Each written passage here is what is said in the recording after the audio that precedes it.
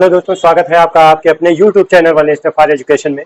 और आज हम बात करने वाले हैं खनिज यानी कि मिनरल्स की और वाटर यानी कि पानी। इससे पहले कि हम ये वीडियो शुरू करें, आपसे रिक्वेस्ट है कि आप इस वीडियो को पूरा देखें।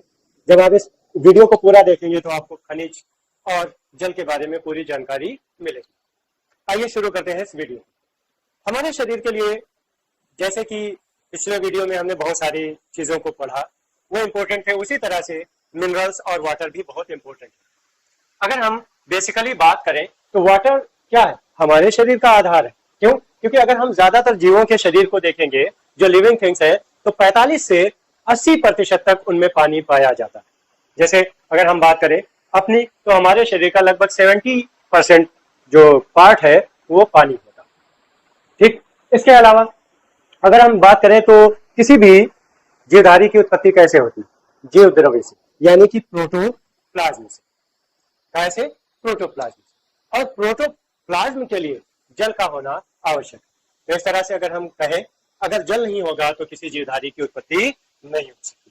इसके अलावा शरीर के ताप को नियंत्रित करना, हमारे शरीर के टेम्परेचर को नियंत्रित करने के लिए भी जल क्या है? बहुत ज्यादा उपयोगी है।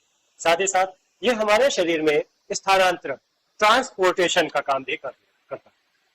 अगर जल ना हो तो सोचो, हमारे शरीर में ना तो ट्रांसपोर्टेशन हो सकता है, ना तो हमारे शरीर का टेम्परेचर मेंटेन हो सकता है, और ना ही हमारे शरीर में जीव द्रव्य का निर्माण हो सकता है।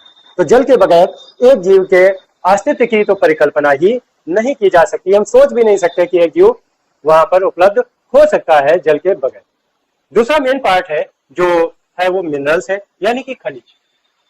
तो अगर हम देखें तो हमारे शरीर का लगभग 4 से 5% भाग खनिज से बनता है, खनिज पदार्थों से निर्मित होता है। अब ये खनिज पदार्थ हमारी उपापचयी क्रियाओं के लिए बहुत जरूरी। उपापचयी क्रियाएं, जैसे हम शरीर में पाचन करते हैं, पाचन के बाद जो भोज्य पदार्थ होते हैं उन्हें हम जटिल कार्बनिक पदार्थों में परिवर्तित कर देते हैं। ये जटिल कार्बनिक पदार्थ हमारी कोशिकाओं में पहुंचते हैं। जब कोशिकाओं में पहुंचती हैं तो इनका दोबारा से एक पाचन होता है जिसे हम उपापचय कहते हैं, और वहां पर इन्हें सरल कार्बनिक पदार्थों में तोड़ा जाता है। ये सरल कार्बनिक पदार्थ हमारे शरीर के लिए क्या करते हैं? अलग अलग क्षेत्र में काम करते हैं।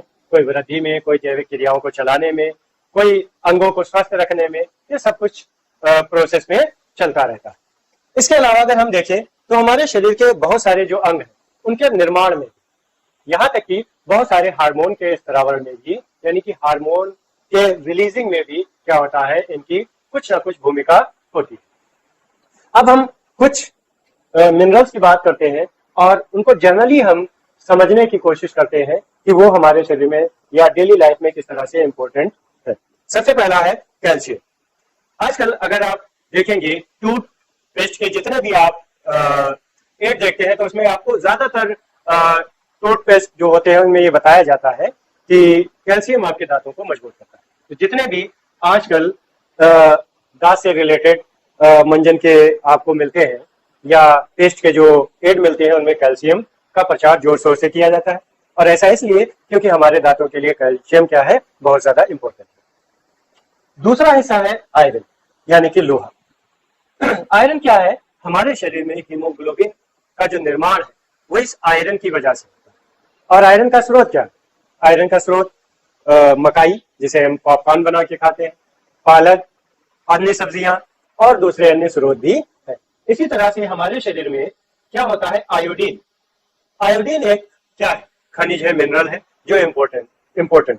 और ये इंपॉर्टेंट इसलिए है क्योंकि ये हमारी गले में उपस्थित थायराइड ग्रंथि से थायरॉक्सिन हार्मोन को स्रावित करता है। दोस्तों, आपने देखा होगा कि कुछ लोगों का गला सूज करके मोटा हो जाता है और इस रोग को हम घेंघा रोग कहते हैं। और अगर हमारे शरीर में थायरॉक्सिन हार्मोन ना रिलीज हो तो यहाँ पर क्या होगा? फैट इकट्ठा हो जाएगी और उस फैट की वजह से हमारे गले के ऊपरी हिस्से पर एक मोटी सी ट्यूमर जैसी एक बड बन जाती है। और ये बड क्या होती है? हमारे